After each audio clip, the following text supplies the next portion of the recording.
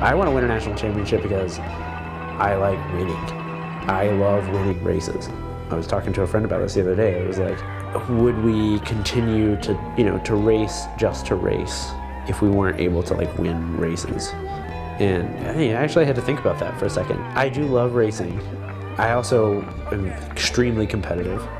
I have a lot of drive, and what drives me is winning races. And I don't think that I could line up without like absolutely having my heart set on winning a race. I'd have to rethink that if it ever came to that, or when it comes to that. It's like an artist, you never want to put out a bad album and then retire.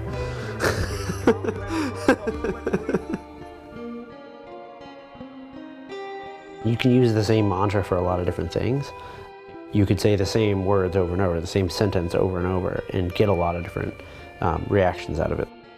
You repeat something long enough, and you get in sync with it, and you get in that rhythm of it, and it draws your attention long enough to realize that, you can kind of not block that stuff out, but you can focus on one thing for a little while, and it does kind of inadvertently block everything else out. It helps you get back to the point where you can start focusing on one thing at a time. My normal routine in the morning is like, wake up, I have breakfast, I hang out with Haley, she goes to work, and I have like my second cup of coffee, and I sit down at my desk, and I have my notepad, I use the same notepad, the same pen, and I've got my computer, and my day for the next like hour and a half or 2 hours is just getting things done. It's the internet. Like, you open your computer and all of a sudden there's like all sorts of things. And if you don't have a very specific kind of workflow to deal with that, like, okay, you don't open your browser, you open your email first, and like you go through those things. And, for me, it's like, okay, try not to move on to the next email until like you really have this figured out. But then other times it's like somebody messages you on there, or it reminds you of this other thing, or I don't know, you check Facebook really quick and all of a sudden you're going down that. The internet like browser is just like, it's like your brain. It's so easy to just get preoccupied with everything else that's going on. That it's very, very, very helpful to have one focus point to get back. So that's one way of doing it. Like, you have this way to kind of pull yourself back out of that like storm of ideas and of whatever turbulence going on.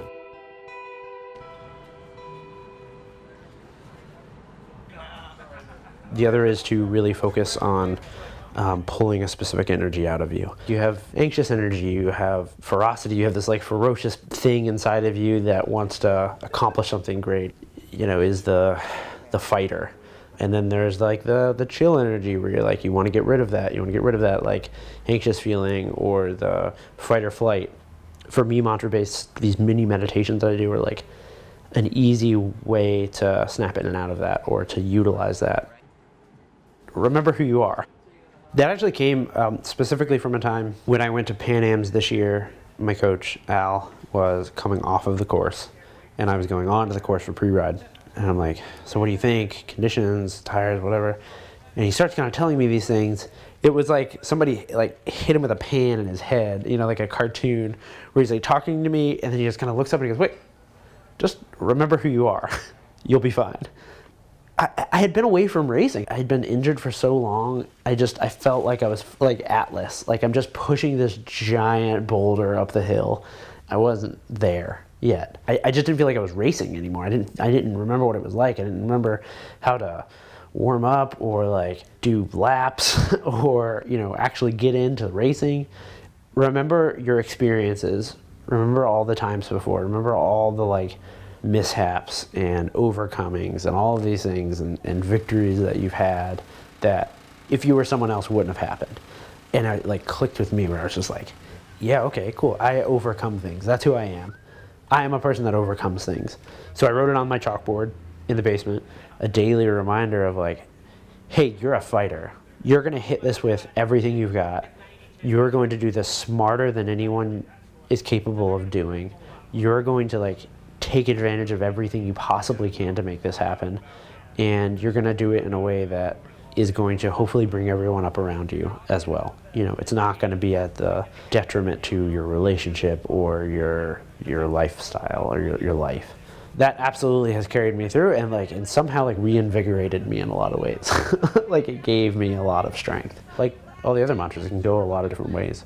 Remember who you are. You're like, you're a wily son of a bitch. That's cool. Like, remember who you are. You're a compassionate person.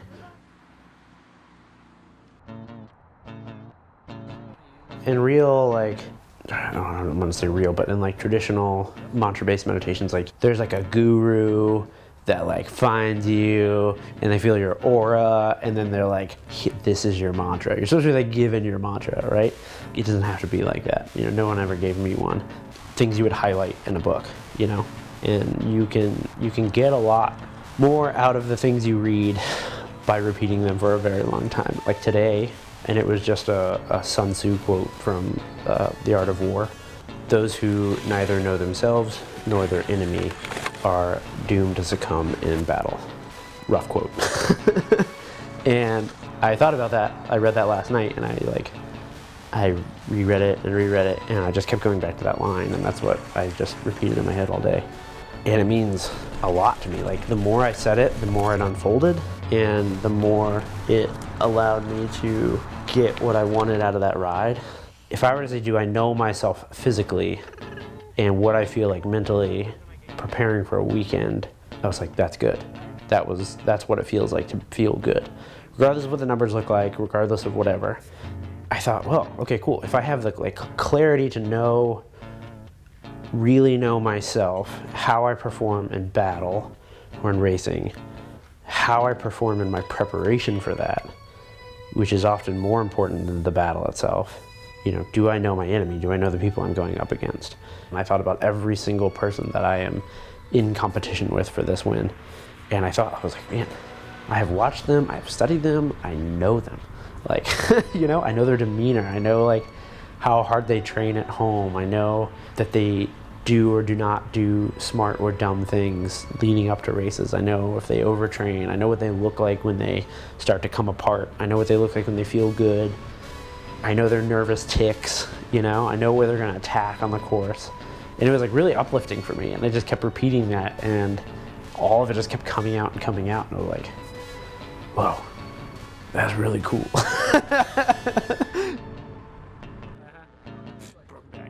Man, I've never had like an easy nationals, like never. You know, last year in Reno, it was like everything about that was a disaster. Like my knee was injured. I couldn't wear like leggings. I had to cut them out because they were like putting pressure on my knee. I was on the West Coast. Like nothing was working. I was seeing all these PTs. I had gotten sick before that. And I had all this great form coming in. And then I crashed and I like ripped my knee open. It's just like everything is coming apart. Why can't this just work? And so then it was just like, okay, when you take this like kit off and put your skin suit on with the number on it, you need to be a different person. And like by the time you get off that trainer, you need to be the person that you need to be to win the race, and not the person you are right now. Because this guy right now is like flustered and he's not prepared, and he's just like, he's thinking about something else. He's not going to win anything. Like that guy is letting the failure that just happened like be him. And so you need to stop that and then recalibrate. I put on Slayer, Rain and Blood, and I just listened to it from the beginning, and I started mouthing, "You are unstoppable. No one can stop you." And then I was just like in this total trance. That one actually came from Tony Robbins. You know, like the motivational speaker, right? So he does that, like he gets on before his performances, when he gets up and motivates hundreds of thousands of people or whatever, to get like super hyped up. He like sits in the mirror in his dressing room and just like repeats it and like screams it. And I was like listening to that and I was like, well, that's crazy. and then I did it and I was like, yeah, okay, all right, I'm cool. And I've done it like in bathrooms where I'm looking at myself and people are walking behind me, but I'm just like, you're amazing, you are unstoppable, no one can stop you.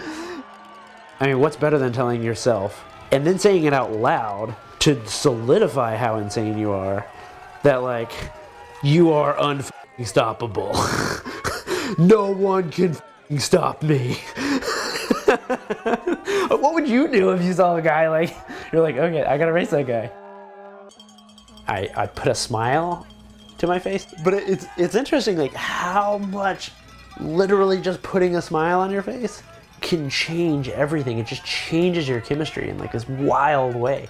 And Jeremy was going super hard, and like I was just had my head down, and I literally put a smile on my face, and like giggled a little bit because I was just like, oh man, I'm gonna do this and this is awesome. Like, and the perceived effort all of a sudden just goes way down, because then you're like, oh well, if I can smile and do this, it's not that bad. And it's the same thing when I'm saying like I am unstoppable. You know, I'm smiling because I believe it, and I need to believe it. My oldest kind of mantra that I always do go to, and I've used on the bike, off the bike, laying in bed, I've used it forever when I'm nervous flying or something like that. I am a student of the sport. I am smooth, I am powerful, I am fierce. I am taken seriously, I am gracious, and I am giving. Each one of those things mean something to me. I think it's a very usable mantra for anyone. I am a student of the sport. I try to go into every single ride and every gym session. I go into it as a student, as an opportunity to learn. Every meal, every time I go to bed, everything I read, every pedal stroke, every cleat setup. It's all an opportunity to learn. It's all an opportunity to solidify one more thing in my arsenal or my quiver or my ability to push forward. I am smooth, and this isn't necessarily just on the bike, but like in life. What does that mean? That means like not rushing, not going too hard, not pushing, you know, your limits, your traction, your whatever, to the point where things are breaking loose. Physically, mentally, it's being smooth. It's concentrating on the best possible approach, the best possible line, the best possible method. I'm powerful. I need to know when to use the power, and when I use the power, it means everything. It means use all the power. I am able to put 100% of what I need to do into what I need to do and when I need to do it. Hit it as hard as possible, you know, like go in it with as much vigor and as much strength as I can. The next one actually used to be fast, but then I changed that to fierce. I decided that I didn't race with enough fierceness. You know, I was so involved in trying to watch and trying to kind of meld into the scenario. All of a sudden, situations happened to me, and I wasn't in control of those situations. You are a fierce competitor. It's not just in your head that you're a fierce competitor, but that you need to know that people know that. The way they react to you shows you how fierce you are. And so I started seeing that when I started saying it, and I started like living that, and I started being that. Originally I said, you will be taken seriously. And I used to say that a lot. I was living in the shadow, I was like in the shadow of a lot of racers. You know, it's like I was trying to find respect. And Al, actually, I talked to him and he said, you need to change that to you are taken seriously. Why should I say that? Like, he's like, because you are. And until you say you are taken seriously, you're always going to be searching for respect. And you are always going to look for someone to take you seriously. And you won't live like you are taken seriously. And you won't act like you are taken seriously. And you won't take yourself seriously in that. I am gracious. I am giving. I try to, as much as possible, give my best attitude towards people. I try to give as much like positive influence as I possibly can. I try to leave myself open to give my experiences. And we can confirm Stephen Hyde is going to be your not one, not two, but three-time national elite men's champion, Stephen Hyde.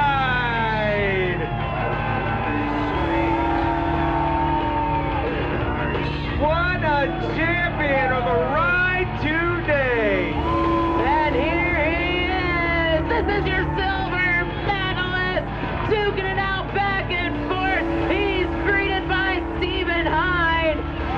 Okay, now cross the finish line. That's Curtis White. How many times during those laps did you think, I don't have it, White's better than me today? How many times did you go back and forth with that thought? About 20 times per lap for the whole race. Was there a time during that race where you've said, okay, I think I've got this? At what point did that go through your head? about 30 times during that race. You know, people always say like anything can happen at nationals, but anything can happen at any race. It's just that people come in flying for nationals. They come in, you know, ready to win, and they come with a ferocity that sometimes is missing from some other races. It's the one shot that people have to really get a lot of recognition. You know, it's the race that people will talk about, not just next year, but for forever. Like nationals are, you know, regardless of what happens, people talk about the battles that happen.